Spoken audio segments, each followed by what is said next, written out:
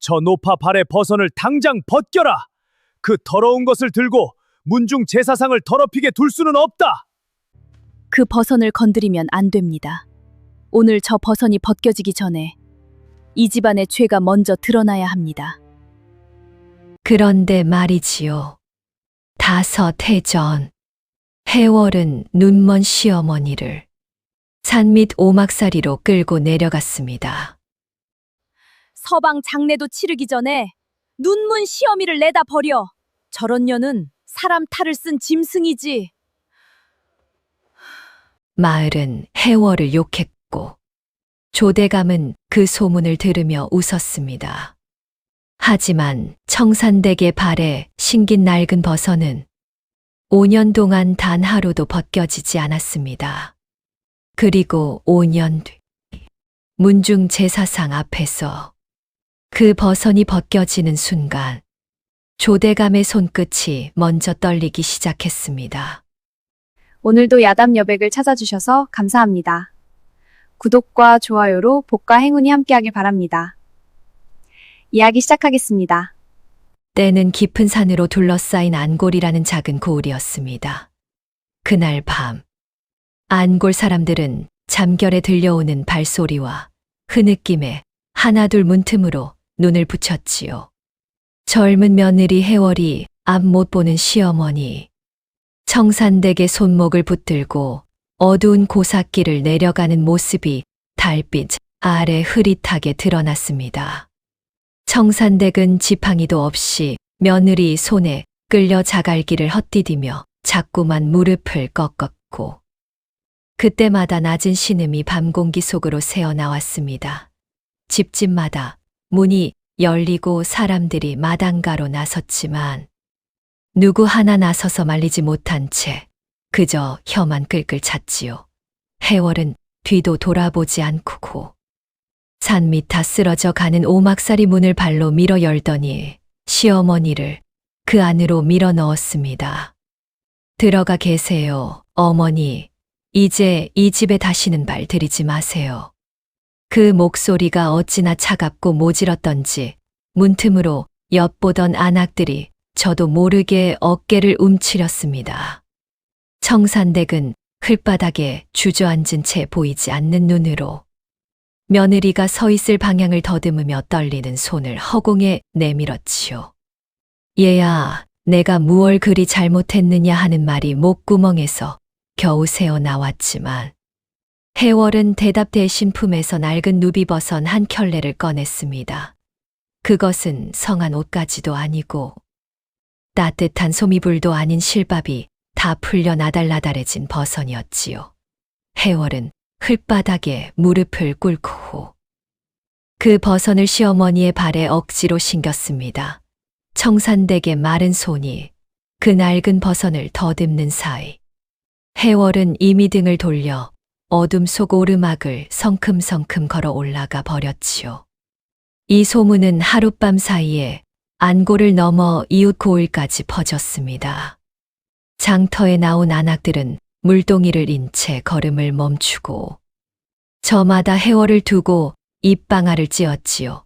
서방 장례도 치르기 전에 눈먼 시어미를 산 밑에 내다 버린 독한 년이라는 말이 좌판마다 흙먼지처럼 일었습니다.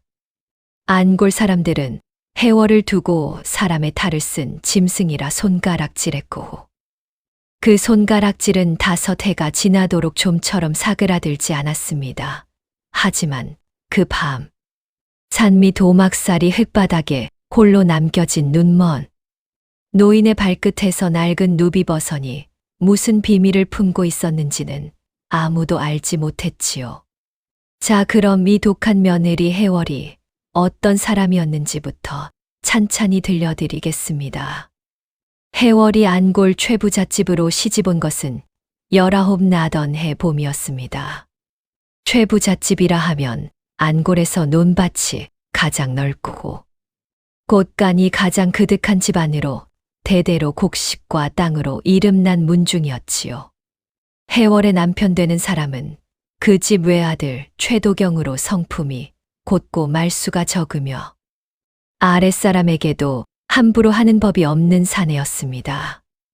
시어머니 청산댁은 젊어 남편을 여의고 홀로 아들 하나를 길러 낸 강단 있는 여인이었으나 몇 해 전부터 눈에 뿌연 안개가 끼기 시작하더니 시집 온 해월이 보기에도 앞이 거의 보이지 않는 지경에 이르렀지요.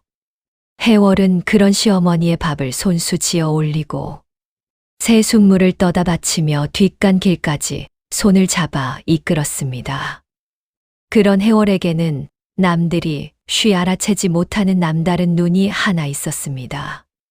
어릴 적 친정이 필묵과 종이를 다루는 지물포를 했던 까닭에 해월은 글씨와 문서의 결을 손끝과 눈으로 읽어내는 재주가 있었지요.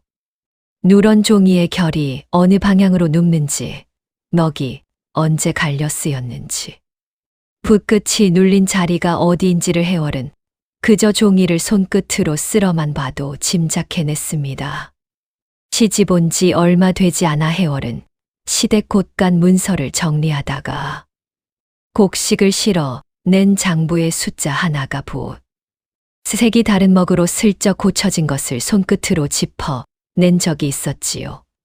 그때는 대수롭지 않게 넘겼지만 그 작은 눈썰미가 훗날 얼마나 큰 일을 불러올지 그 무렵 해월 자신조차 짐작하지 못했습니다. 혼이 난 지 5해가 다 되도록 해월과 도경 사이에는 아이가 들어서지 않았습니다. 그것을 두고 문중 어른들은 자주 혀를 찾고 특히 도경의 작은 아버지 되는 조대감은 조카 며느리를 볼 때마다 눈길이 곱지 않았지요. 조대감은 도경의 죽은 아버지와 배다른 형제로 젊어서부터 재물, 욕심이 유별난 오름과 셈에 밟고 사람 다루는 말재간이 능한 사내였습니다. 안골 사람들은 조대감을 두고 겉으로는 문중을 위한다 하면서 속으로는 곳간 열쇠만 노리는 사람이라 수군거렸으나 워낙 말 주변이 좋아 대놓고 흠을 잡지는 못했지요. 조대감은 형님, 댁 재산이 조카 도경에게 온전히 넘어가는 것을 오래전부터 못마땅히 여겨왔고 도경에게 자식이 없다는 사실을 은근히 반겼습니다. 그러던 어느 날이었습니다. 멀쩡하던 도경이 논둑을 살피고 돌아온 저녁부터 갑자기 배를 움켜쥐고 식은땀을 쏟기 시작했지요. 해월은 급히 부엌 아궁이 앞에 앉아 미음을 끓이며 남편의 이마에 손을 얹었으나 열은 좀처럼 내리지 않고 얼굴빛이 시시각각 잿빛으로 변해갔습니다. 읍내에서 의원을 불러오는 사흘 동안 도경은 몇 번이나 정신을 잃었다 깨기를 되풀이했고 그때마다 해월은 남편의 손을 두 손으로 감싸 쥔 채 방문 밖 마당을 서성이는 조대감의 그림자를 곁눈으로 바라보았지요. 이상하게도 조대감은 조카가 알아놓은 그 사흘 내내 곳간 근처를 서성이며 낮은 목소리로 말음과 무언가를 주고받았습니다. 해월의 가슴 한 구석에서 작은 의심 한 점이 서늘하게 피어올랐지만 남편이 사경을 헤매는 그 순간에는 그 의심을 붙잡고 있을 겨를이 없었지요. 도경은 끝내 자리를 털고 일어나지 못한 채 나흘째 되던 새벽 해월의 손을 힘없이 붙잡고 마지막 숨을 거두었습니다. 어머니를 부탁한다는 말 한마디를 남기고 남편의 손이 아래로 툭 떨어지던 그 순간을 해월은 평생 잊지 못했지요. 해월은 남편의 식어가는 손을 제 뺨에 대고 소리 없이 어깨를 들썩였고 방문 창호지 너머로 새벽빛이 뿌옇게 밝아오고 있었습니다. 그런데 남편이 숨을 거두고 채 반나절도 지나지 않아 조대감이 문중 어른 몇을 데리고 성큼성큼 마당으로 들어섰지요. 아직 곡소리가 채 마르지도 않은 상가에서 조대감이 꺼낸 첫마디는 위로가 아니라 이 집안의 앞날을 걱정하는 말이었습니다. 조대감은 마당 한복판에 서서 도경이 자식 없이 갔으니 최부잣집 때는 이제 사실상 끊긴 것이나 다름없다고 목청을 높였습니다.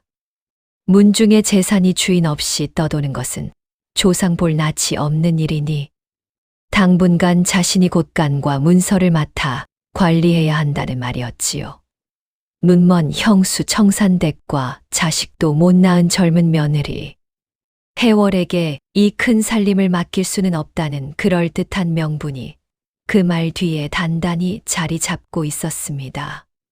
곁에 선 문중 어른들도 하나둘 고개를 끄덕였고 그 자리에서 곳간 열쇠와 땅 문서를 조대감이 넘겨받는 쪽으로 이야기가 기울어 갔지요. 남편의 주검이 아직 안방에 누워있는 그 마당에서 재산 이야기가 오가는 광경을 해월은 부엌 문설주의 몸을 반쯤 숨긴 채 굳은 얼굴로 지켜보았습니다. 바로 그날 밤 조대감이 잠시 자리를 비운 사이 해월은 시아버지 때부터 쓰던 곳간 안쪽 문갑을 조용히 열었습니다. 그 안에는 최부잣집 대대로 내려온 진짜 땅 문서와 곡식 장부가 겹겹이 쌓여 있었는데 해월의 손끝이 문서 결을 쓸어 가다 한 곳에서 딱 멈추었지요. 가장 위에 놓인 땅 문서 몇 장이 원래 종이보다 결이 거칠고 먹빛이 새 것처럼 도드라져 손끝을 타고 서늘한 느낌이 올라왔습니다. 누군가 진짜 문서를 감쪽같이 베껴 가짜를 만들어 슬쩍 바꿔 치워두었다는 것을 해월은 그 순간 손끝으로 알아챘지요. 그리고 문갑 맨 아래 눌려있던 낡은 곡식 장부에서 도경이 알아눕히 사흘 전 곳간의 은덩이가 몰래 실려 나간 흔적을 발견하는 순간 해월의 등줄기로 소름이 쭉 끼쳤습니다. 그제야 해월은 남편이 그토록 멀쩡하다 갑자기 쓰러진 일과 조대감이 곳간 근처를 맴돌던 사흘이 하나의 실로 꿰어지는 것을 느꼈습니다. 남편의 죽음이 예사롭지 않다는 서늘한 짐작과 이 집에 남은 두 여인의 목숨마저 성치 못하리라는 두려움이 동시에 해월의 가슴을 짓눌렀지요. 조대감이 재산을 온전히 삼키려면 걸림돌은 눈먼 형수와 젊은 며느리 둘뿐이었고 그 둘이 한 지붕 아래 있는 한 언제 무슨 변을 당할지 알 수 없는 일이었습니다. 특히 앞 못 보는 시어머니 청산댁은 스스로 몸을 지킬 수도 없고 밤사이 무슨 일을 당해도 알아챌 수조차 없는 처지였지요. 해월은 캄캄한 곳간 안에서 진짜 땅 문서를 두 손으로 꼭 끌어쥔 채 오래도록 숨을 죽이며 이 위기를 벗어날 길을 헤아렸습니다. 밤이 깊도록 해월은 마루 끝에 앉아 산 밑으로 뻗은 어두운 고삿길을 하염없이 바라보았습니다. 이 집에 함께 있으면 시어머니와 자식, 둘 다 조대감의 소나귀에서 벗어나지 못하리라는 생각이 점점 또렷해졌지요.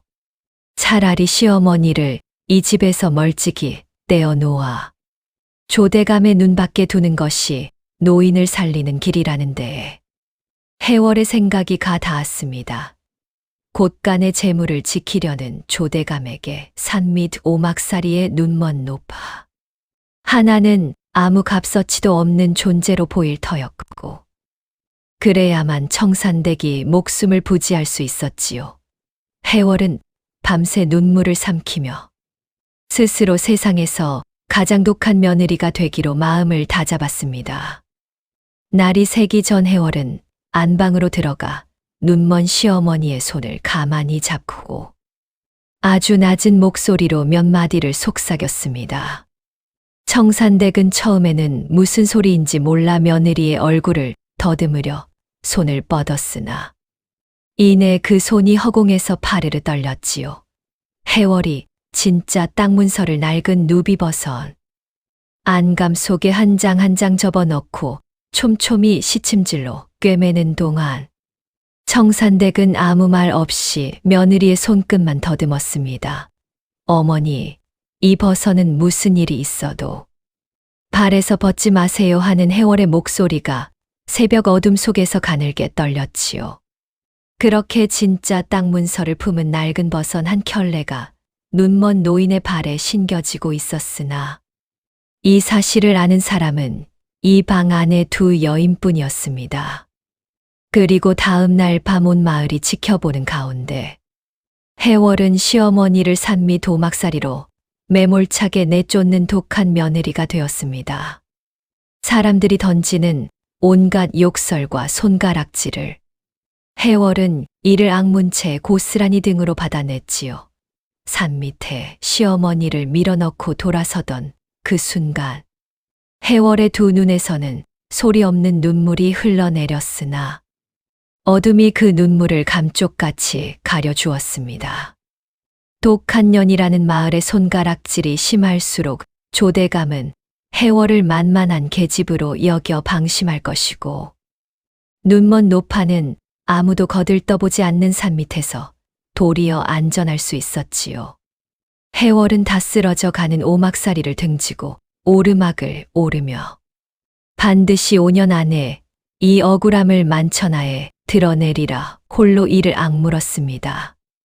이튿날 아침 조대감은 해월이 제 발로 시어머니를 내쫓았다는 소문을 듣고는 마당에서 큰 소리로 껄껄 웃었습니다. 독하기는 하나 그만큼 다루기 쉬운 계집이라 여긴 조대감은 이제 최부잣집.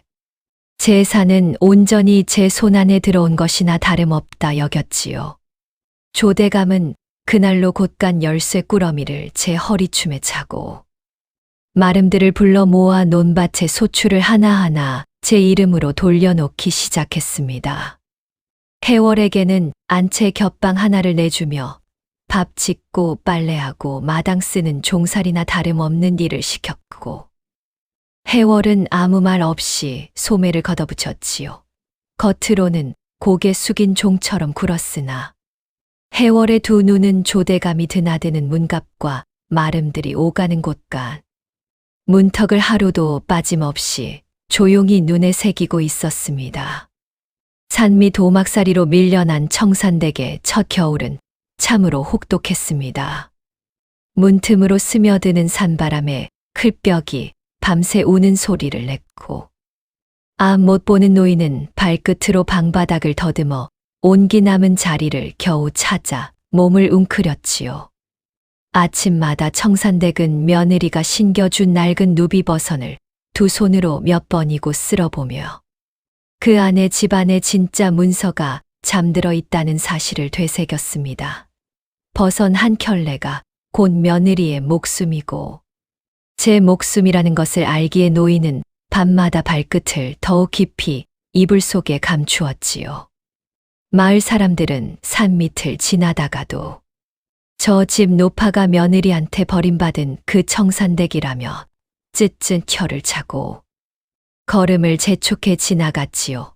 그렇게 아무도 거들떠보지 않는 산 밑에서 눈먼 노인은 도리어 조대감의 눈길에서 멀찍이 벗어나 하루하루 목숨을 이어갈 수 있었습니다.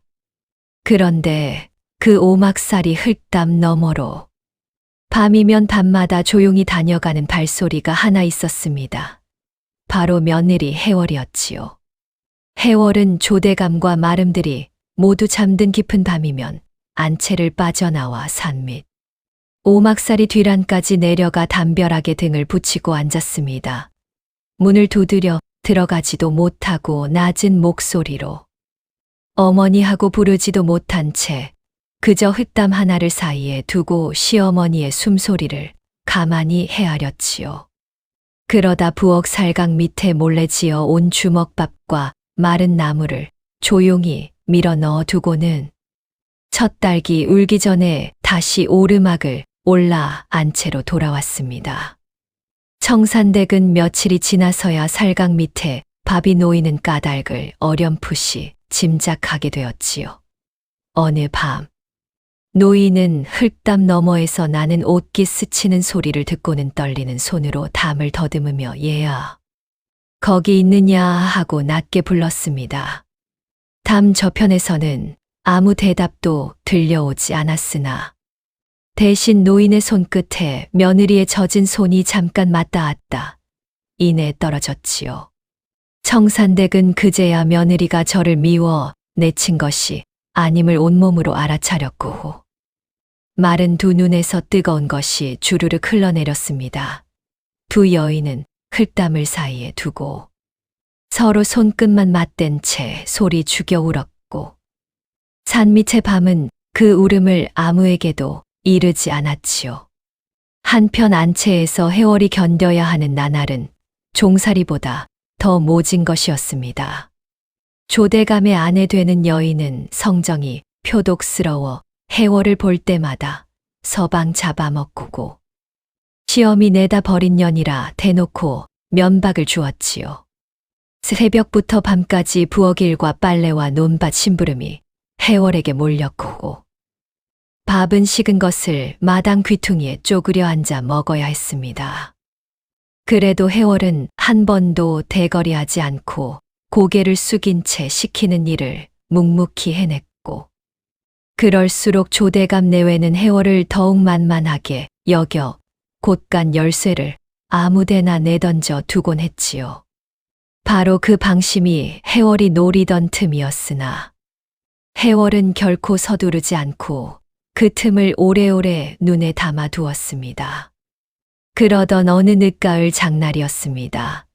해월이 조대감의 심부름으로 읍내 저작거리에 곡식을 팔러 나갔다가 다리 밑에서 떨고 있는 한 사내 아이를 보게 되었지요. 아이는 10살이나 되었을까 싶은 몸피에 다해진 헛저고리 하나만 걸친 채 남의 좌판에서 흘린 콩 몇 알을 주워 입에 넣고 있었습니다. 저작거리 사람들은 그 아이를 두고 부모 잃고 떠도는 거지 새끼라며 발로 밀치거나 침을 뱉었으나 해월은 걸음을 멈추고 그 아이를 한참 바라보았지요. 제 코가 석자인 처지였으나 해월은 팔러 온 곡식 가운데 좁쌀 한 대박을 아이의 헐벗은 품에 슬며시 쥐어 주었습니다. 아이는 좁쌀 자루를 받아 들고도 얼른 달아나지 않고 커다란 눈으로 해월을 물끄러미 올려다보았지요. 너 이름이 무엇이냐 하는 해월의 물음에 아이는 사람들이 그저 두칠이라 부른다고 기어드는 목소리로 답했습니다. 두칠아. 이 좁쌀 아껴 먹고 부디 몸성이 겨울을 나거라 하는 해월의 말에 아이는 눈물을 뚝뚝 흘리며 몇 번이나 고개를 조아렸지요. 그날 이후 두칠은 장날마다 저작거리 어귀에서 해월을 기다렸다가 무거운 곡식 자루를 대신 져다 주거나 조대감네 마름들이 어디서 무슨 이야기를 나누는지 귀동냥에 슬쩍 일러주었습니다. 이 어린 거지. 아이 하나가 훗날 문중 제사상 앞에서 얼마나 요긴한 사람이 될지 그 무렵의 해월은 아직 헤아리지 못했지요. 그해 겨울 조대감은 최부잣집 재물을 본격적으로 제 것으로 돌리는 일의 속도를 내기 시작했습니다. 논밭에 소출을 장부에 적을 때마다 실제 거둔 양보다 적게 적어 넣고 그 차이만큼을 은밀히 제 곳간으로 빼돌렸지요. 읍내 큰 상단과 짜고 곡식을 헐값에 넘긴 것처럼 꾸민 뒤 뒷돈을 챙기는 수법도 서슴지 않았고 그렇게 모은 재물을 은덩이로 바꾸어 남몰래 쌓아 두었습니다. 마름들은 조대감이 시키는 대로 장부의 숫자를 고쳤으나 조대감은 혹여 뒤탈이 날까 하여 진짜 셈이 적힌 속장부는 따로 감추어 두었지요. 그 속장부야말로 조대감의 모든 죄를 낱낱이 담은 물증이었으나 조대감은 그것을 제 방 문갑 깊숙한 곳에 넣고 열쇠를 늘 몸에 지녔습니다.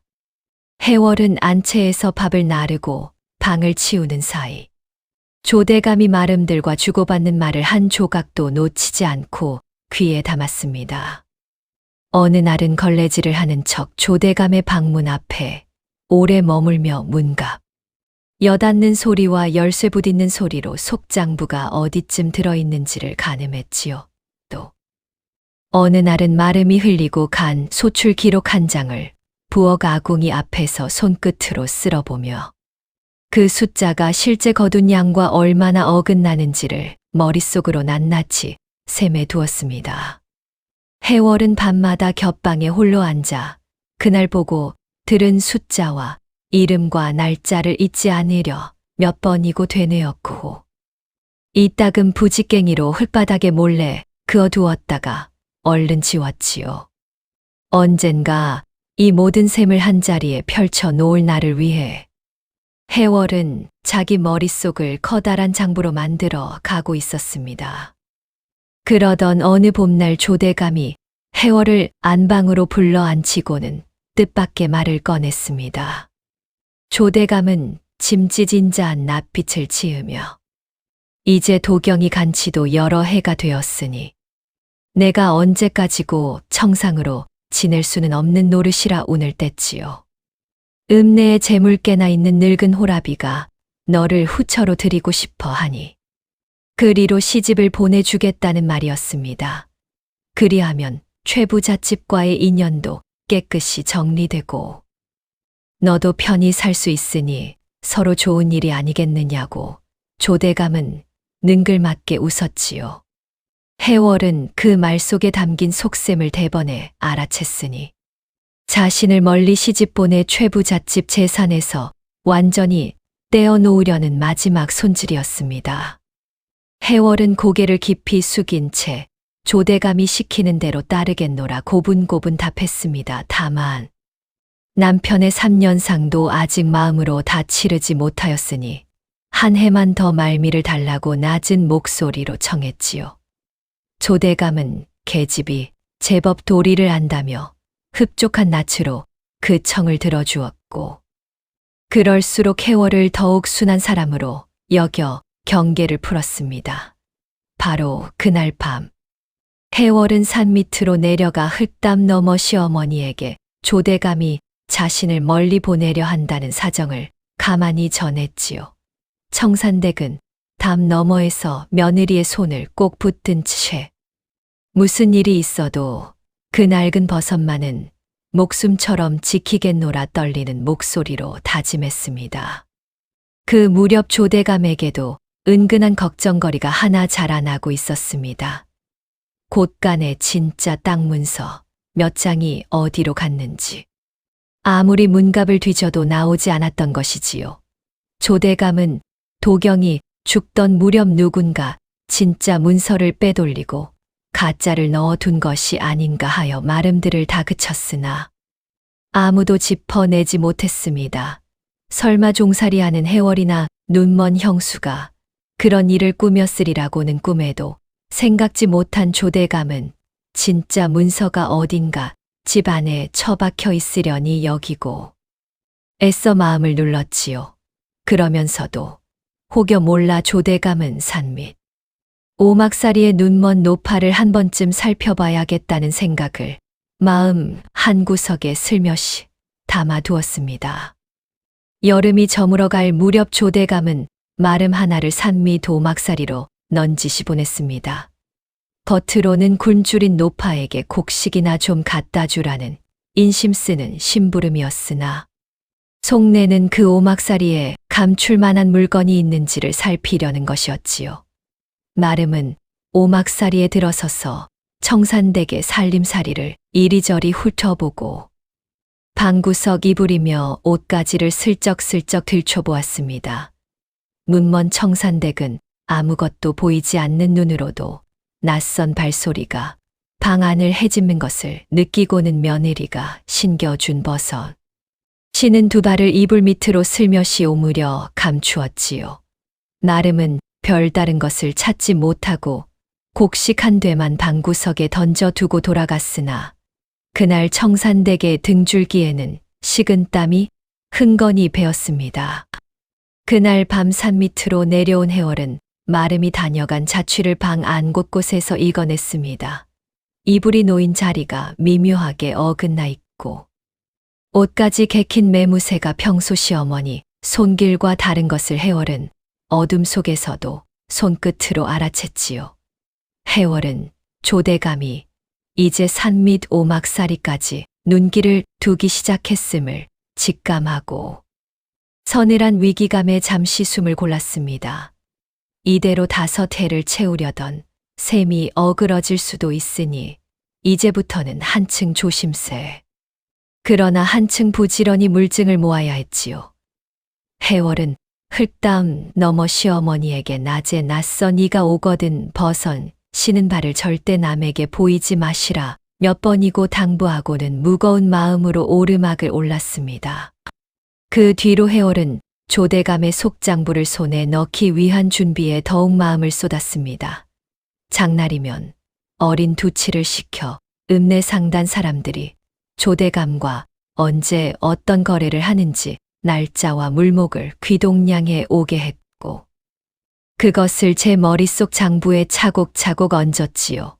안채에서는 조대감이 방을 비우는 짧은 틈을 노려 문갑 언저리를 걸레질하는 척하며 속장부가 든 서랍의 위치와 자물쇠의 생김새를 눈에 새겼습니다.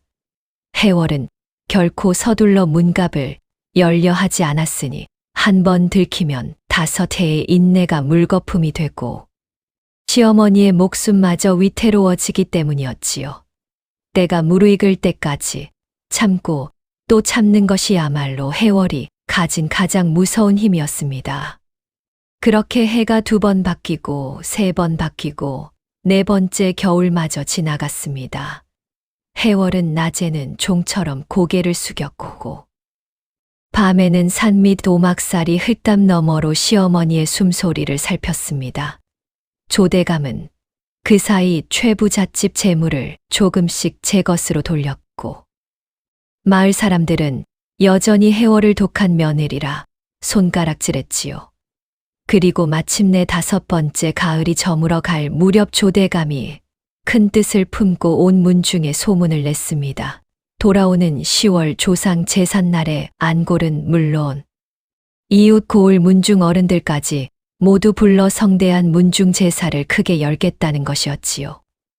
그 자리에서 자신이 최부잣집 종가 살림의 주인 노릇을 정식으로 맡고 곳간과 땅 문서를 온전히 넘겨받는 것을 문중 어른들 앞에서 못 받겠다는 속셈이었습니다.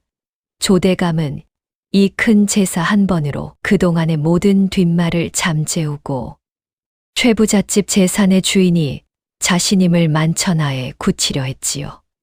바로 그 성대한 문중 제사상이 5년을 참고 견뎌 온 해월에게는 마침내 모든 것을 터뜨릴 무대가 되리라는 것을 조대감은 꿈에도 알지 못했습니다. 제삿날이 다가올수록 조대감네는 제사 준비로 온 집안이 들썩였습니다. 읍내에서 값비싼 제수가 수레째 실려 들어오고 마당에는 커다란 차일이 쳐지고 안채와 사랑채가 며칠 밤낮으로 번쩍번쩍 손질되었지요.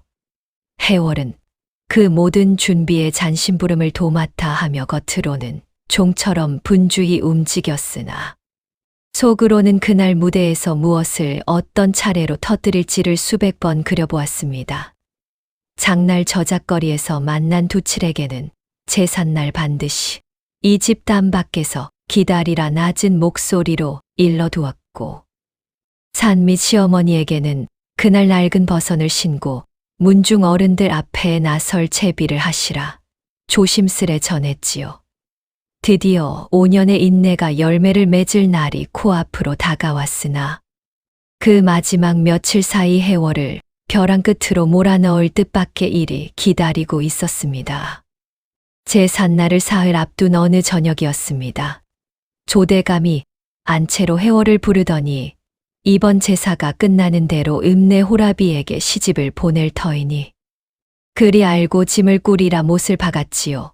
말미를 청했던 한 해가 어느새 다 흘렀으니 이제 더는 미룰 핑계가 없다는 것이었고 조대감의 낯빛에는 성가신 짐 하나를 마저 치운다는 홀가분함이 어려 있었습니다. 해월은 고개를 숙인 채 알겠노라 답했으나 속으로는 제삿날 무대가 끝나기도 전에 자신이 이 집에서 쫓겨날 수도 있다는 사실에 등줄기가 서늘해졌지요.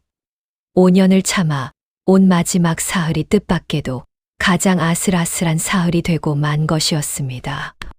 바로 그날 밤 해월은 큰 결심을 하고 조대감이 사랑해서 손님을 맞느라 방을 비운 틈을 노렸습니다. 이제 더는 때를 고르고 있을 여유가 없었으니 조대감의 속장부를 손에 넣으려면 오늘 밤이 마지막 기회였지요. 해월은 걸레와 물동이를 든 채 사랑채 조대감의 방으로 들어가 마룻바닥을 훔치는 척하며 문갑 앞에 소리 없이 다가 앉았습니다. 낮 동안 눈에 새겨둔 대로 문갑 아래 서랍에 자물쇠를 부엌에서 몰래 챙겨온 가느다란 노쇠 비녀로 조심조심 어루만지자 오래된 자물쇠가 낮은 소리를 내며 스르르 풀렸지요. 서랍 안쪽 깊은 곳에서 손끝에 닿은 두툼한 장부의 결을 해월은 단박에 알아보았으니 바로 조대감의 모든 죄가 적힌 진짜 속장부였습니다. 해월은 그 속장부를 통째로 가져갈 수는 없다는 것을 이내 깨달았지요. 장부가 사라지면 조대감이 대번에 알아채고 온 집을 뒤엎을 것이며 그리 되면 제삿날 무대를 펼치기도 전에 모든 일이 어그러질 터였습니다. 그리하여 해월은 품에서 미리 준비해 둔 얇은 종이와 몽당붓을 꺼내 흐릿한 달빛에 의지에 속장부의 낱낱을 옮겨 적기 시작했지요. 때돌린 곡식의 양과 은덩이의 수요 상단과 짜고 넘긴 날짜와 값, 그리고 가짜 문서를 꾸민 자들의 이름까지를 해월은 떨리는 손끝으로 한 줄 한 줄 베껴냈습니다. 지물포 딸로 자라며 익힌 눈썰미 덕에 해월의 붓은 어두운 방 안에서도 놀랍도록 빠르고 정확하게 움직여갔지요. 바로 그때 사랑채 쪽에서 조대감이 손님을 배웅하는 목소리가 마당을 타고 안채로 흘러들었습니다. 발소리가 점점 가까워지는 것을 느낀 해월의 등줄기로 식은땀이 주르륵 흘러내렸지요. 아직 옮겨 적어야 할 대목이 반이나 남았으나 지금 붙잡히면 5년의 인내도 시어머니의 목숨도 한꺼번에 무너지는 순간이었습니다. 해월은 숨을 삼키며 베껴 쓴 종이를 얼른 저고리 안섭에 밀어넣고 서랍을 조심스레 밀어 닫은 뒤 다시 걸레를 집어들었지요. 방문이 벌컥 열리고 조대감이 들어섰을 때 해월은 아무 일 없다는 등 마룻바닥 구석을 훔치고 있었습니다. 조대감은 방 안을 훑어보다가 문갑 앞에 쪼그려 앉은 해월을 보고는 잠시 미간을 좁혔지요. 이 밤중에 무슨 걸레질이냐 하는 조대감의 목소리에는 짐짓 날이 서 있었습니다. 해월은 고개를 숙인 채 제삿날 손님들 드실 방이라 미리 티끌 하나 없이 닦아두라는 마님 분부가 계셨노라 낮고 차분하게 답했지요. 조대감은 한동안 해월의 뒤통수를 노려보다가 문갑 쪽으로 눈길을 돌렸으나 자물쇠도 서랍도 겉보기에는 아무 흔적이 없었으므로 이내 의심을 거두었습니다. 그만 물러가라는 말에 해월은 물동이를 들고 방을 나섰으나 방문을 닫는 손끝이 미세하게 떨리고 있었지요.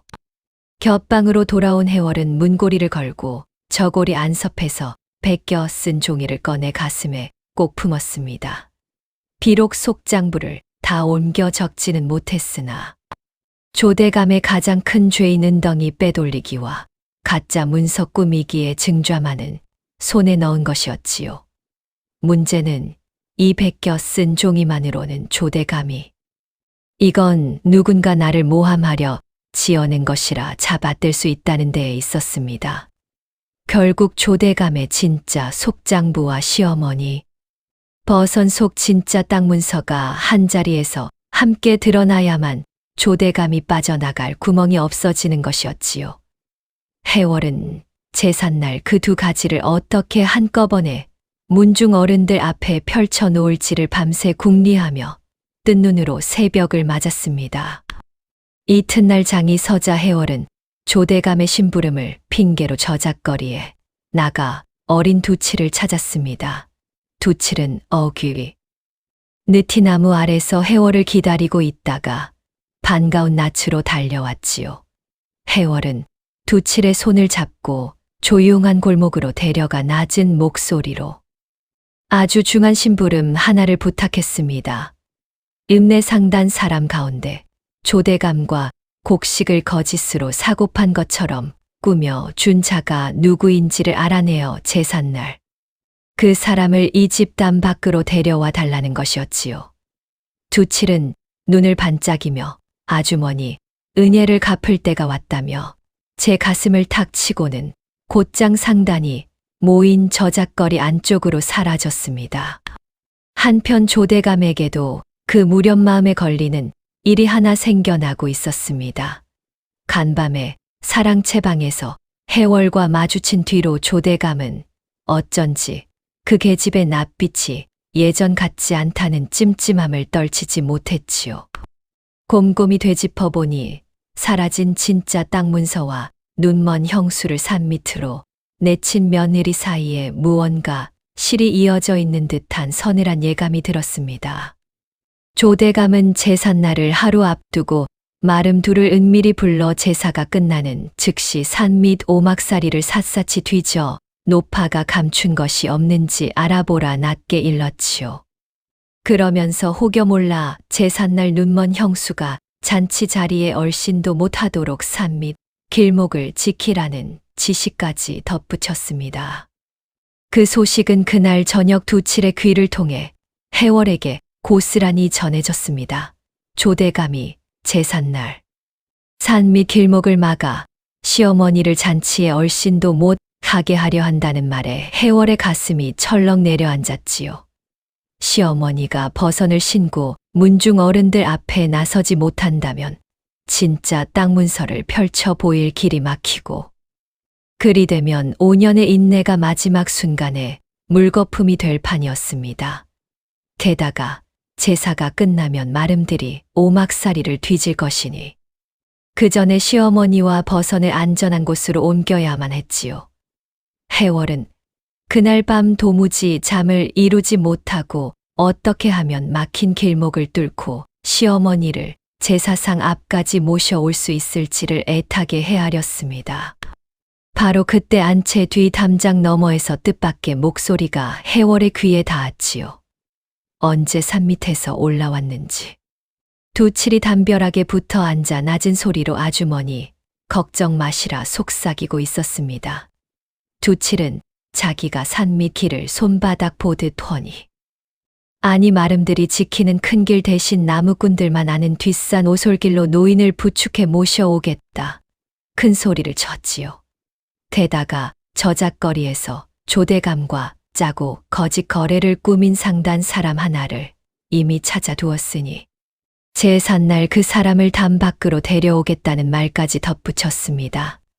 장터 다리 밑에서 콩을 줍던 헐벗은 아이가 이제 5년 묵은 억울함을 풀어줄 든든한 조력자가 되어 해월 앞에 서 있었던 것이지요. 해월은 두칠의 두 손을 꼭 붙잡고 반드시 이 은혜를 잊지 않겠노라 목이 메어 말했습니다. 그러고는 두칠에게 제삿날의 차례를 하나하나 일러주었으니 산 밑 시어머니를 뒷산 오솔길로 부축해 모셔 담 밖에 숨겨두었다가 자신이 신호를 보내면 그때 문중 어른들 앞으로 모셔드리라는 것이었지요. 또한 상단 사람은 시어머니가 나선 뒤 곧바로 담 안으로 들여 조대감의 거짓 거래를 입으로 증언하게 할 참이었습니다. 정황을 담은 베낀 장부 눈먼 시어머니, 버선 속 진짜 땅 문서.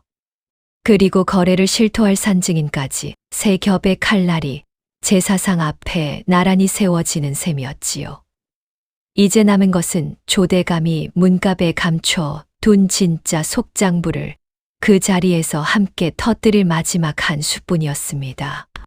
제삿날을 하루 앞둔 밤해월은 마지막으로 산 밑 오막살이로 내려가 흙담 너머 시어머니의 손을 잡았습니다. 어머니 내일이면 5년의 억울함을 만천하에 드러낼 것이니 부디 그 거선만은 발에서 벗지 마시고 제가 부르거든 문중 어른들 앞으로 당당히 걸어 나오세요 하는 해월의 목소리가 떨렸지요. 청산댁은 보이지 않는 눈으로 며느리가 서 있을 방향을 더듬어 그 젖은 얼굴을 두 손으로 감싸 쥐고는 그동안 애썼다. 내 며느라기 하며 소리 없이 울었습니다. 두 여인은 흙담을 사이에 두지 않고 처음으로 마주 앉아 손을 맞잡은 채 새벽이 밝아 오도록 서로의 온기를 나누었지요. 내일이면 독한 며느리라는 5년의 누명이 벗겨질 것인가? 아니면 마지막 순간에 모든 것이 무너져 내릴 것인가? 그 밤 안골의 하늘에는 유난히 차고 밝은 별들이 총총히 떠 있었습니다. 그러나 새벽녘 안채로 돌아온 해월에게 또 한 번의 절망이 기다리고 있었지요.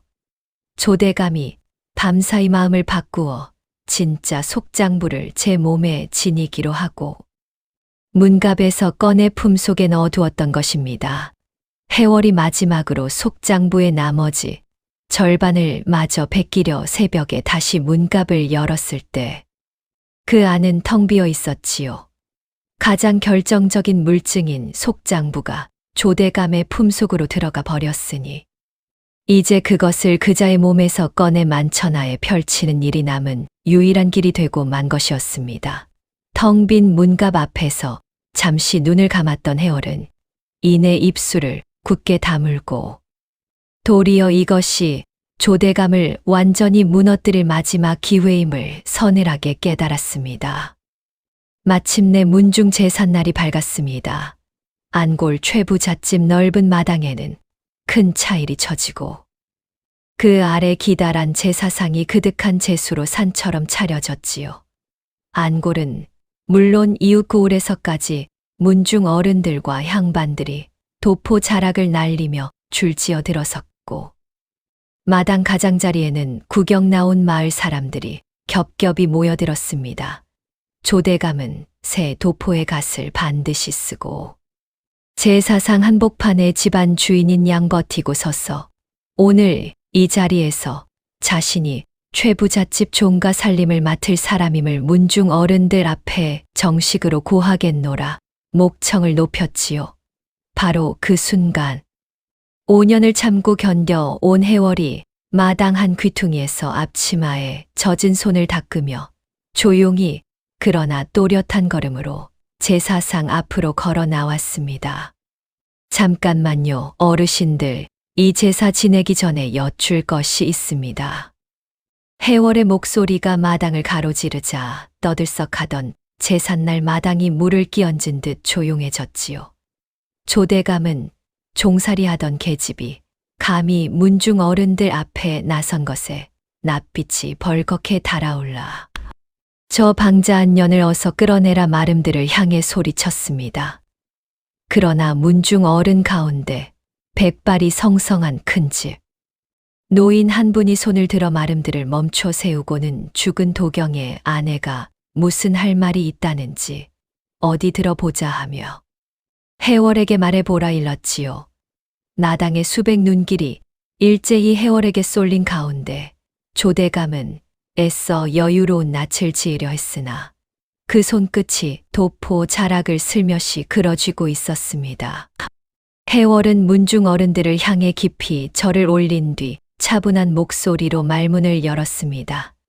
지난 5년간 저는 서방을 잡아먹고 눈먼 시어머니를 산 밑에 내다 버린 짐승만도 못한 년으로 손가락질을 받아왔습니다. 하는 말에 마당 곳곳에서 그렇고 말고 하는 수군거림이 일었지요.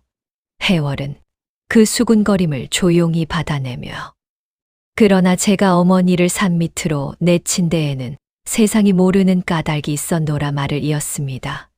그러고는 품에서 접어둔 종이 한 장을 꺼내 펼쳐들며 여기 이 집 곳간의 곡식과 은덩이가 지난 5년간 어떻게 빼돌려졌는지 낱낱이 적혀 있으니 어르신들께서 직접 살펴보시라. 두 손으로 큰집 노인에게 내밀었지요. 그것은 해월이 조대감의 속장부를 몰래 베껴 둔 바로 그 종이었습니다. 큰집 노인이 종이를 받아들고 곡식의 양과 은덩이의 수효를 읽어 내려가는 사이 조대감이 껄껄 웃으며 말을 가로챘습니다.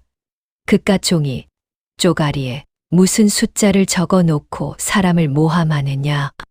종년이 앙심을 품고 지어낸 거짓부렁을 어찌 믿는단 말이냐 하며 조대감은 도리어 큰 소리를 쳤지요. 과연 종이에 적힌 숫자만으로는 그것이 조대감의 죄인지 해월이 지어낸 것인지 가려낼 길이 없었으므로 문중 어른들 사이에서도 반신반의하는 낯빛이 오갔습니다. 조대감은 이때다 싶어 저 계집이 사라진 진짜 땅 문서마저 제가 훔쳐놓고 되레 나를 걸고 넘어지는 것이라 목청을 높이며 상황을 뒤집으려 들었지요. 바로 그 순간 해월이 마당 밖을 향해 어머니 하고 낭낭하게 외쳤습니다. 닫혀있던 대문이 활짝 열리고 어느새 훌쩍 자란 두칠이 눈먼 청산댁을 부축한 채 마당 안으로 천천히 들어섰습니다. 5년 만에 사람들 앞에 나타난 청산댁은 다해진 무명옷에 백발이 성성했으나 그 걸음만은 지팡이를 짚고도 흔들림이 없었지요. 짐승만도 못한 며느리에게 버림받아 산 밑에서 죽은 줄로만 알았던 노인이 멀쩡히 살아 걸어 들어오자 마당의 사람들이 저마다 눈을 크게 뜨고 웅성거렸습니다. 조대감의 얼굴에서 여유로운 웃음기가 순식간에 걷히고 그 낯빛이 잿빛으로 굳어갔지요.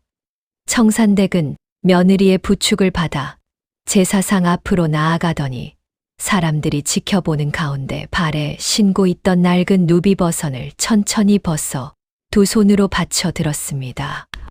해월은 그 버선의 안감을 뜯었습니다. 그러자 겹겹이 접혀 있던 누런 종이 뭉치가 사람들 눈앞에 모습을 드러냈지요. 해월은 그 문서를 높이 펼쳐 들고 말했습니다. 이것이 바로 5년 전에 사라진 최부잣집 진짜 땅 문서입니다. 큰집 노인이 그 문서를 받아 조대감의 곳간에 있던 문서와 대어보니 조대감이 내민 것은 종이 결이 거칠고 먹빛이 새 것인 가짜요. 버선 속에서 나온 것이야말로 시아버지 대부터 내려온 진짜임이 대번에 드러났습니다. 문중 어른들이 저마다 두 문서를 번갈아 짚어보며 낮은 탄식을 쏟아내는 사이 조대감의 이마에서는 굵은 땀방울이 흘러내렸지요.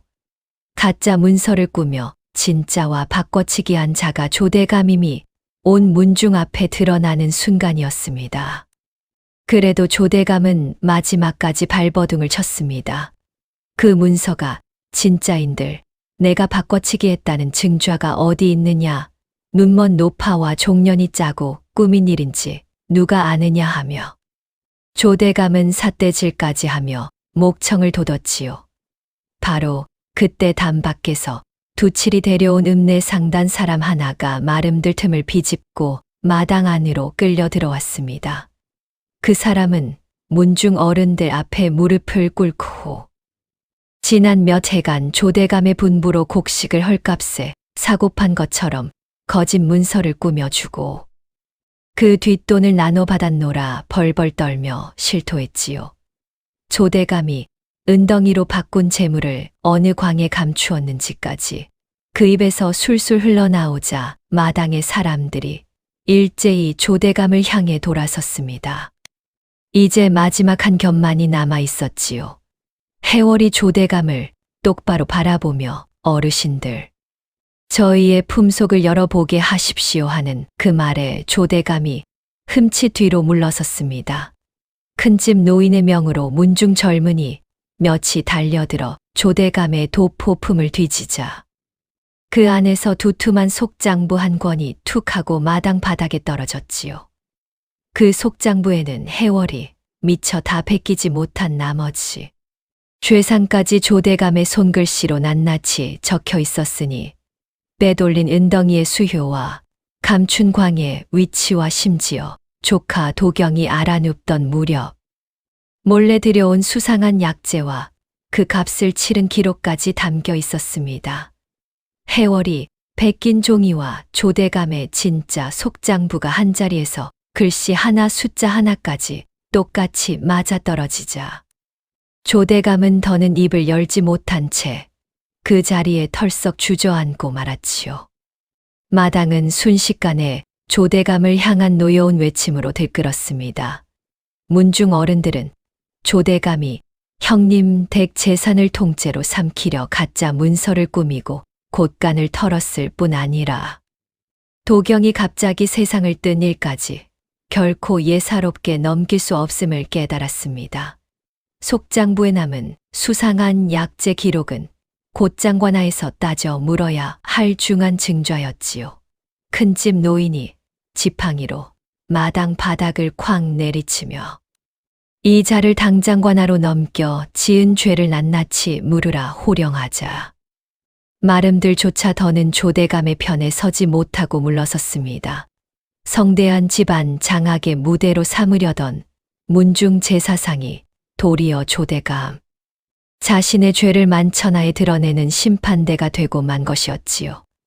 조대감은 새 도포 자락을 흙바닥에 끌린 채 문중 젊은이들의 손에 붙들려 관하로 끌려가며 5년 전 껄껄 웃던 그 마당에서 이번에는 사람들의 손가락질을 온몸으로 받았습니다.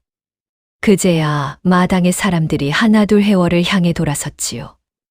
짐승만도 못한 년이라 침을 뱉던 바로 그 입들이 이번에는 저 며느리가 눈먼 시어미를 살리려 5년을 스스로 독한 년으로 살았구나 하며 젖은 눈으로 해월을 바라보았습니다. 눈먼 청산댁은 며느리를 향해 두 팔을 벌려 더듬거렸고 해월이 그 품에 안겨 5년간 삼켜온 울음을 비로소 소리내었소다. 내자 마당 곳곳에서 사람들이 옷소매로 눈가를 훔쳤지요. 두칠은 담벼락에 기대선 채 제 손등으로 눈물을 쓱쓱 문지르며 아주머니가 이겼다. 아주머니가 이겼다. 하고 혼잣말을 되뇌었습니다. 5년을 짓눌러 온 억울함이 마침내 통쾌하게 뒤집히는 그 순간 안골의 가을 하늘은 더없이 높고 맑았지요. 조대감이 관하로 끌려간 뒤에도 최부잣집 마당에는 한동안 사람들의 발길이 끊이지 않았습니다. 관하에서는 조대감이 빼돌린 곡식과 은덩이를 감춰 둔광을 낱낱이 찾아냈고 상단과 짜고 꾸민 거짓거래며 가짜 문서를 만든 죄까지 하나하나 물어 무거운 벌을 내렸지요. 조대감이 은덩이로 바꾸어 광 깊숙이 쌓아두었던 최부잣집 재물은 진짜 땅 문서를 되찾은 청산댁과 해월에게 고스란히 돌아왔고 그 은덩이 가운데 몇 짐은 5년간 헐값에 소출을 빼앗겼던 마름과 소작인들에게도 골고루 나뉘었습니다. 조대감의 아내는 그동안 해월에게 모질게 굴던 낯을 들지 못한 채 친정으로 쫓겨갔고 그 표독스럽던 기세는 온데간데 없이 사그라들었지요. 5년간 최부잣집을 짓눌렀던 어두운 그림자가 마침내 안골 골짜기에서 말끔히 거쳐 나갔습니다. 가장 먼저 회복된 것은 눈먼 시어머니와 며느리 사이에 오랜 상처였습니다. 청산댁은 다시 안치 따뜻한 아랫목으로 돌아와 며느리가 손수 지어 올리는 밥과 새순물을 받으며 하루하루 얼굴에 살이 오르고 혈색이 돌아왔지요. 해월은 5년간 흙담 너머로만 잡아야 했던 시어머니의 손을 이제는 마음껏 잡고 뒷간길이며 마당 나들이까지 손을 이끌었고 두 여인은 밤이면 아랫목에 나란히 앉아 지나온 세월을 나직나직 이야기하며 마른 웃음과 젖은 웃음을 번갈아 지었습니다. 청산댁은 며느리의 손을 쓸어보며 내가 앞을 보지 못해 내 마음고생을 눈으로 못 봐준 것이 두고두고 미안하다 하였고 해월은 어머니가 살아 계신 것만으로 저는 5년이 하나도 억울하지 않습니다 하며 노인의 어깨에 가만히 얼굴을 묻었지요. 클땀을 사이에 두고 손끝만 맞대던 두 여인이 이제 한 아랫목에서 온기를 나누게 된 그 광경이야말로 안골 사람들이 두고두고 이야기하는 가장 따뜻한 장면이 되었습니다. 두칠에게도 그 은혜에 걸맞은 자리가 마련되었지요. 해월은 부모 없이 저작거리를 떠돌던 두칠을 최부잣집으로 데려와 한 식구로 거두어 글과 셈을 가르치고 따뜻한 밥과 잠자리를 내주었습니다.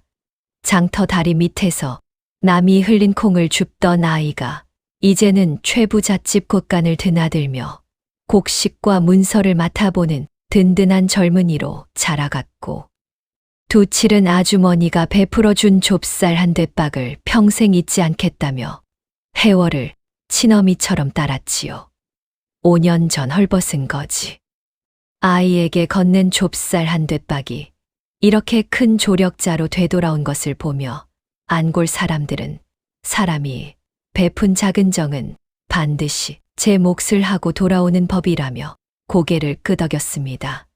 두칠은 훗날 안골에서 가장 셈이 밝고 인심 좋은 살림꾼으로 이름을 얻어 어려운 이웃에게 곡식을 나누며 제가 받은 은혜를 다시 세상에 갚아 나갔지요. 최부잣집의 논밭과 생업도 다시 예전의 활기를 되찾았습니다. 조대감 밑에서 소출을 빼앗기던 소작인들은 진짜 주인이 돌아왔다며 다시 논밭을 갈았고, 해월은 곳간 문서를 손수 맡아 곡식 한 섬, 씨앗 한 줌까지 허투루 세지 않게 살폈지요. 그리고 거둔 소출 가운데 얼마를 늘 따로 덜어 굶는 이웃과 병든 노인과 오갈 데 없는 아이들에게 나누었습니다. 5년간 짐승만도 못한 년이라 손가락질하던 사람들은 이제 해월 앞을 지날 때마다 걸음을 멈추고 그동안 우리가 몰라 배웠다며 고개를 숙였지요. 독한 며느리가 살던 집은 그렇게 안골에서 가장 인심 후한 집으로 바뀌었습니다.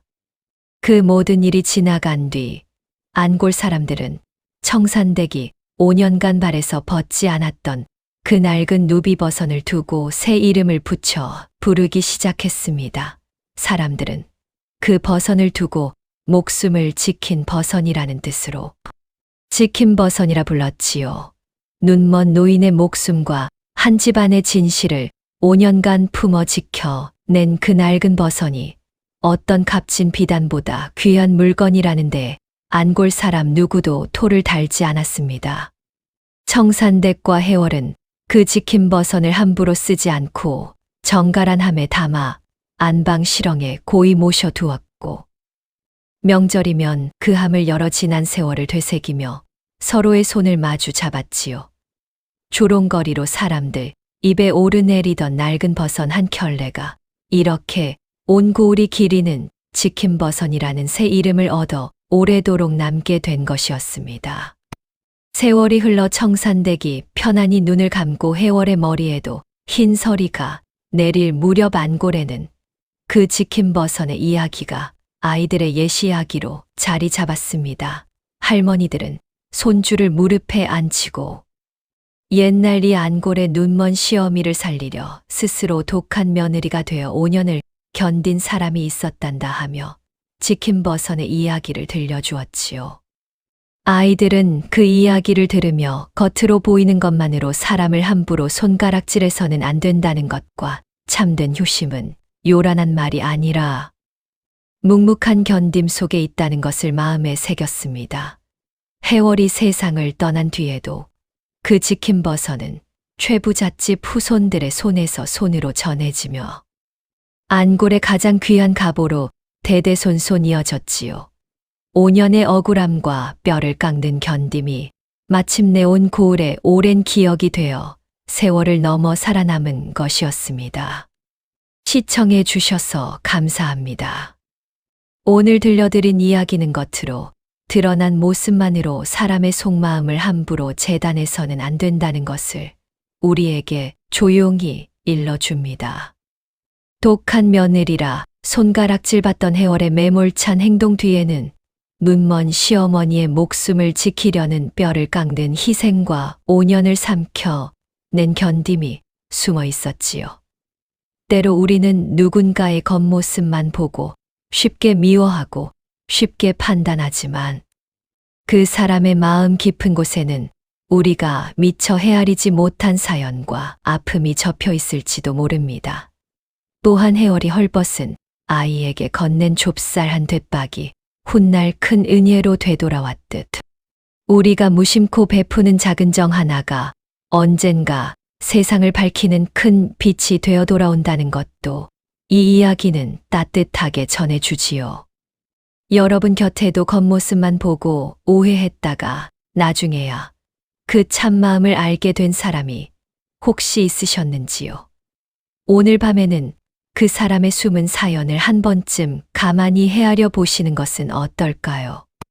좋아요와 구독 부탁드리며 다음에도 더 따뜻하고 재미있는 이야기로 찾아뵙겠습니다. 오늘도 건강하고 평안한 하루 보내세요.